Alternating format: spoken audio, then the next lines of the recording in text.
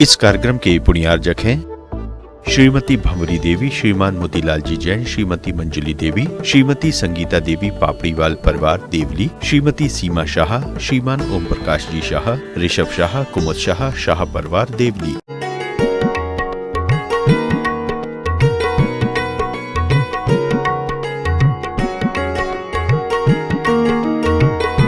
गोल बनाना बहुत मुश्किल हो गया, बहुत कठिन हो गया, क्योंकि ना वो आज पाक शास्त्री हैं, ना वो ज्ञान में आगे हैं, ना वो चरित्र को पवित्र करने में आगे हैं, ना वो व्यवहारिक मय जीवन जीने में आगे हैं। केवल वो भौतिक भाग के युग में आगे बढ़ते चले जा रहे हैं। और अगर जिस घर की नारी व्यवस्थित है वो घर स्वर्ग है, और जिस घर की नारी अव्यवस्थित है वही घर नरक है। वो बाद में हम कहेंगे, अपन वो नरक जब देखेंगे, जब स्वर्ग देखेंगे, क्योंकि जीते जीना हमें नरक मिलना है और न स्वर्ग मिलना है। मरने के बाद ही हमें स्वर्ग और नरक मिलेंगे। मगर एक टेलर हम अपने घरों में देख सकते हैं। नारी चाहे तो घर को स्वर्ग बना सकती है और नारी चाहे तो घर को नरक बना सकती है। सब कुछ उसके हाथ में। जैसे नारी चाहे तो बेटे को डाकू बना दे, साधु बना दे, जो चाहे वो बना दे। और मंदा लसा ने करके दिखाया और अपने बेटे को राजा बनाया। और अभिमन्यु के लिए अर्जुन चक्रव्यूह का भेदन करना अपनी धर्मपत्नी को सिखा रहे थे, सुना रहे थे। मगर नारी की युद्ध की बातों में नींद आ गई। और वो इतना सुन पाई कि किस प्रकार से हम प्रवेश करते हैं। और उस समय जब मां सो गई तो गर्भ का बच्चा भी सो गया। मां जागेगी तो बच्चा जागेगा। आज एक और प्रैक्टिकल दूं। बच्चे रात को 11-12 बजे तक जागते रहते हैं। छोटे छोटे नन्हे मुन्ने बच्चे जो भी 1-1, 2-2 साल के हैं, उन्हें नींद ही नहीं आती, वो जागते रहते हैं। तुम लाइट बंद कर दो तो भी जागते रहते हैं। कारण बताओ। नोटिस कि जब वो बच्चा गर्भ में था, उस गर्भ की मां कितने बजे तक जागी है? कितने बजे तक जागी है? रात को 12 और 2 बजे तक। तो वो बच्चा भी जागता है। वो बच्चा भी खेलने के नाम पर जागता है, रोने के नाम पर जागता है, किसी बीमारी के नाम से जागता है। मगर वो जागेगा। तुम लाख कोशिश करो, महाराज जी ये रात को सोते ही नहीं है, महाराज जी ये दिन में सोता है। बहुत सारे मेरे पास लोग आते हैं। जितनी जिज्ञासाएं यहां आती हैं उतनी जिज्ञासाएं वहां भी आती हैं। वहां भी आती, उनको तो हम सलटाते चले जाते हैं। तो मैंने इस पे विचार किया कि ये मां का इतना बड़ा प्रभाव। 9 महीने का पीरियड अगर मां व्यवस्थित तरीके से जी ले तो उस बेटे की आधी से ज्यादा बीमारियां होंगी ही नहीं। क्योंकि जन्म के बच्चे से लेकर, यानी पहले मिनट से लेकर 1 साल तक के बच्चे को 18 घंटे से 21 घंटे सोना चाहिए। मगर आप बताओ वो कितना सोता है? कितना सोता है? इसीलिए उसे दवाइयां चाहिए, क्योंकि उसकी हड्डियां कमजोर है, उसका शरीर बड़ा कोमल है। और जब मां जगती है तो वो बेटा जगेगा। मां भी दवाइयां खाएगी और बेटा भी दवाइयां खाएगा। और मां दिन में सोती है तो वो बच्चा दिन में सोता है। और दिन में सोना बहुत बड़ा हानिकारक है। पूज्य अकलंक स्वामी ने राजभावतिक के अंदर कहा कि दिन में निद्रा लेना दर्शनावर्णी कर्म के बंध का कारण है, अंतराय कर्म के बंध का कारण है। और पूज्य उमा स्वामी महाराज ने कहा विघ्न करण अंतराय से। तत्वाव सूत्र के अंदर उन्होंने कहा कि विघ्न करण अंतराय से। आप कहते महाराज जी हमारे परिवार में बहुत विघ्न आते हैं, हम कोई भी काम करते हैं उसमें सफल नहीं होते, बहुत दुखी रहते हैं। तो जैनाचार्य कहते हैं तुम्हें आंख देखने के लिए मिली थी, सूर्य के प्रकाश में तुम्हें देखने के लिए मिली थी, और तुम उस प्रकाश में सो रहे हो, 8-8, 9-9 बजे तक सो रहे हो, तुम्हें ये आंख नहीं मिलेगी। क्यों लग जाता है जन्म से चश्मा? क्यों लग जाते हैं चश्मे? क्यों डलवाना पड़ता है लेंस? क्योंकि जब आपको प्रकाश का समय देखने का मिला और आप उसमें आंख बंद करके सो रहे। यहां तक ऐसे लोग भी मिलेंगे भारत पर, भारत में ही क्यों कहूं, आगरा में, आगरा ही क्यों कहूं, मंडियों शैलियों में कितनी 75 शैलियां हैं। मनोज जी बड़े गर्व से कहते हैं महाराज जी 75 शैलियां हैं यहां पर, यानी 75 कॉलोनियां हैं, मोहल्ले हैं। कॉलोनी और मोहल्ले में भी बड़ा अंतर है। मोहल्ला वो कहलाता है जहां मुख्य रूप से हल्ला होता है, उसका नाम मोहल्ला होता है। जैसे छिपी टोला, छिपी टोला मोहल्ला है, क्योंकि किसी के घर में एक सुई गिर जाए तो पूरे छिपी टोला में पता चल जाए। और कॉलोनी वो कहलाती है जहां लॉन लेकर के कालीन बिछाई जाती है, वो कॉलोनी कहलाती है। मोहल्ले और कॉलोनी में बहुत अंतर है। मोहल्ले में सब एक दूसरे से मिलते हैं, जुलते हैं, बोलते हैं, चालते हैं, उठते हैं, बैठते हैं, एक दूसरे के यहां खाते पीते भी हैं, सब कुछ करते हैं।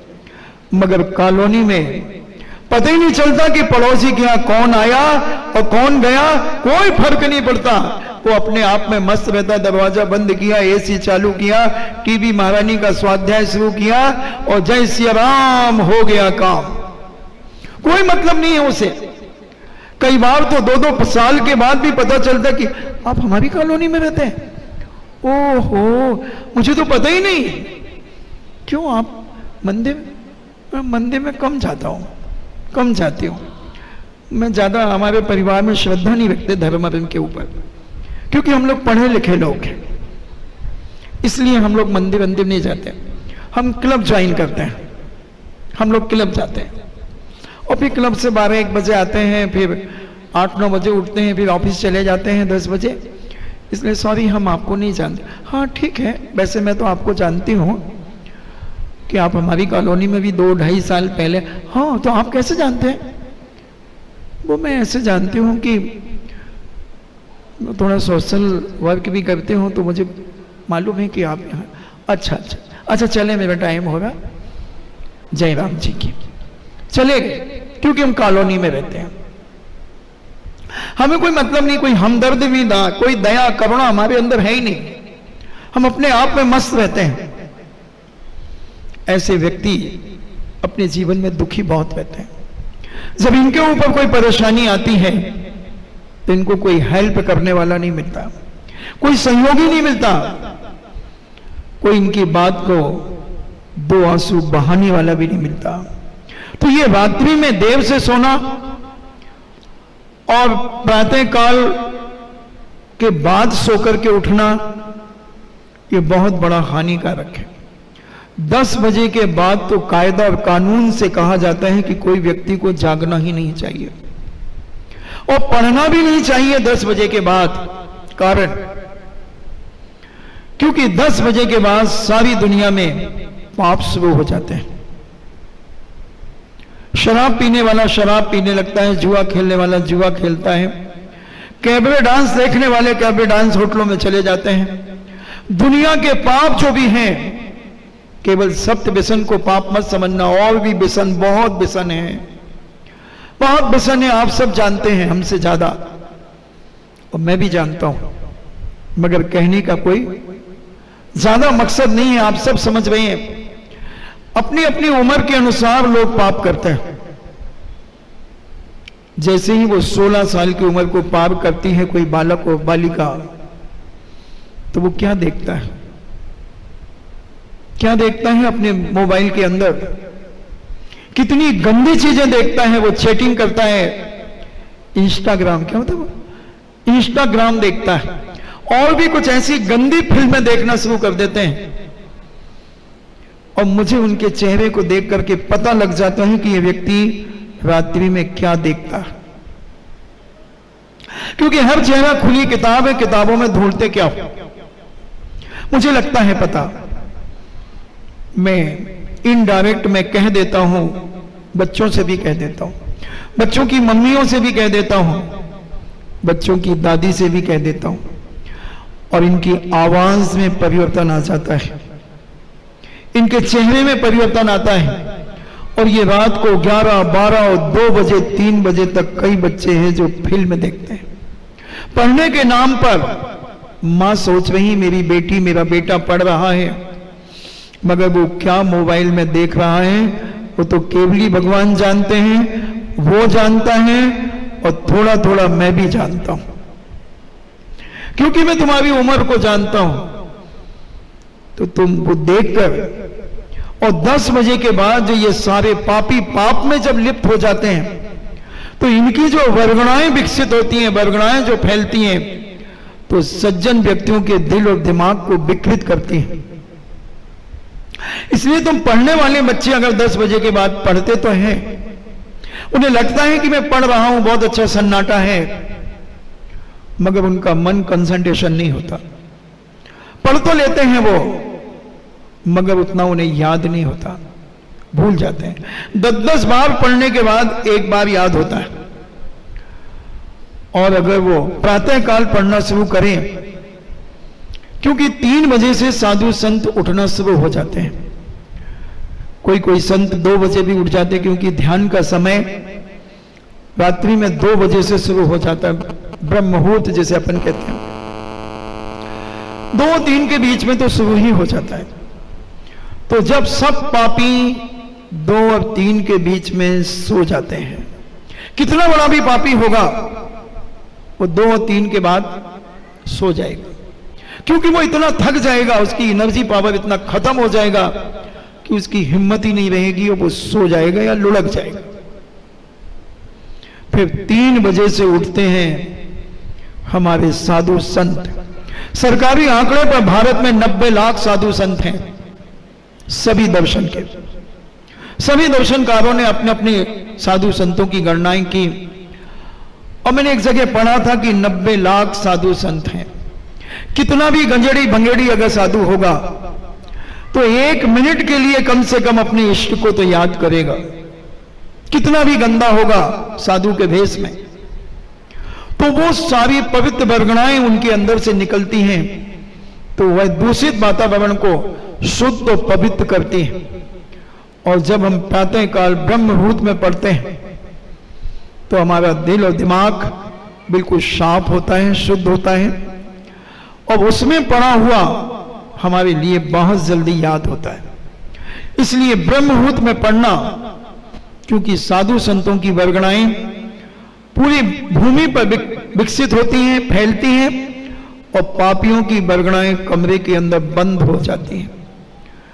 तो वो सारा हमारे जीवन के लिए बहुत अनिवार्य है। इसके लिए एक प्रैक्टिकल मैं देना चाहता हूं। आपने एक श्रवण कुमार का नाम सुना होगा। श्रवण कुमार के माता पिता अंधे थे, सूरदास थे, और श्रवण कुमार को जब उन्होंने जन्म दिया और श्रवण कुमार जब बड़े हुए तो उन्होंने कहा कि बेटा हम चारों धाम की यात्रा करना चाहते हैं। श्रवण कुमार ने कहा कि हाँ मां, मैं आपकी आज्ञा का पालन करूंगा, आपको यात्रा कराऊंगा। और श्रवण कुमार ने कांवर कंधे पे रखकर अपने माता पिता को वैष्णो दर्शन के अनुसार चारों धाम की यात्रा कराई। और जब अंतिम पड़ाव करीब में आने वाला था तब वो एक नदी के किनारे रुकते हैं और श्रवण कुमार उत्तेजित हो जाते हैं, तुम मर क्यों नहीं गए अभी तक? जितने अपशब्द उनसे कहते बने उन्होंने कहे। पिता कहते हैं बेटा ये कौन सा स्थान है? मर गया तुम्हारा बेटा, जिंदगी भर में सारे कंधे छिल गए। हाँ बेटा, मैंने तुम्हें कष्ट के अलावा क्या दिया है? ठीक है, बस इतना बता दो ये स्थान कौन सा है। तब वह कहता है कि ये वो स्थान है जहां एक व्यक्ति ने अपने माता पिता की यहां हत्या की थी। श्रवण कुमार के पिता कहते हैं, बस बेटा, मुझे नदी के उस पार छोड़ दो, मैं तुम्हें जिंदगी में इससे आगे जाने के लिए कभी नहीं कहूंगा। बहुत कहने के बाद श्रवण कुमार उस नदी के उस पार ले जाने का प्रयास करते हैं और जैसे ही बीच नदी में पहुंचते हैं, श्रवण कुमार फूट फूट करके रोने लगते हैं।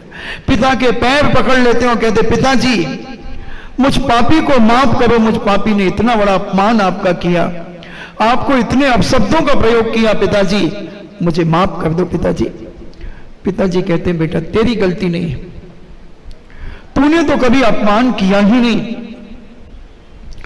इस जगह की जो वर्गणाएं थी जिसने अपने माता पिता की हत्या की थी, वो वर्गणाएं तुझे संप्रेषित कर रही थी और माता पिता का अपमान करने में सहयोग दे रही थी, इसलिए तेरी कोई गलती नहीं बेटा, बस किनारे पर ला करके छोड़ दे। और श्रवण कुमार जब उस घाट पर ले जाता है, फूट फूट करके रोता है और बोले, पिताजी जब तक मेरे घट में प्राण रहेंगे, मैं आपकी सेवा और वैयावती करने में कभी पीछे नहीं रहूंगा। तो क्षेत्र का कितना बड़ा प्रभाव पड़ता है, और आगरा वालों को तो मालूम ही है। ये संजय पैलेस, पंच कल्याणक में आग लगी और ये आग महाराज के हाथ को शिवपुरी से ये हाथ फड़कने लगा पूज्य मुनि श्री का। हम और एक दैव सागर जी महाराज हमारे साथ थे। महाराज ने कहा, गंभीर सागर ये हाथ क्यों फड़क रहा है, अपन तो इतने अच्छे मांगलिक कार्य के लिए जा रहे हैं। मैंने कहा, महाराज जी उल्टा हाथ फड़क रहा है? बोले हाँ। मैंने कहा, ये तो ठीक नहीं है। बोले पता नहीं, मैंने एक दो दिन तो बताया ही नहीं, मगर अब ये बिल्कुल तेजी से फड़क रहा, मैंने देखो बिल्कुल ऐसे कंपन हो रही है। 15 दिन, यहां आने के 15 दिन पहले से हाथ फड़क रहा है। उस समय फिर यहां की कमेटी को बुलाया गया, सभी को कहा कि भाई पंच कल्याणक में विघ्न आएंगे। बोले नहीं, आचार्य का आशीर्वाद है। महाराज ने कहा, आशीर्वाद तो है, एक बार फिर जाओ कमेटी के लोग। निरंजन लाल जी वगैरह सारे लोग गए। आचार्य जी कहते, नहीं कुछ नहीं होगा, जाओ जाओ। उन्हें क्या मालूम कि यहां क्या है, और बढ़ते गए, हाथ फड़कता गया। 28 जनवरी को हम संजय पैलेस के ग्राउंड पर आ गए जहां पंच कल्याणक होना था। वहां प्रवेश करते ही महाराज ने कहा, स्थान ठीक नहीं है, 2-4 किलोमीटर दूर और देख लो। नहीं महाराज जी, हमारे पास कोई स्थान नहीं है इसके अलावा। ठीक है, प्रवचन यही हो रहे थे 4 फरवरी को 1994। पानी आने लगा। महाराज ने कहा, गंभीर सागर प्रवचन तुम करो, निश्चित विघ्न आएगा, दुनिया की कोई ताकत विघ्न नहीं रोक सकती। मेरा मंगलाचरण होने के बाद पानी आया।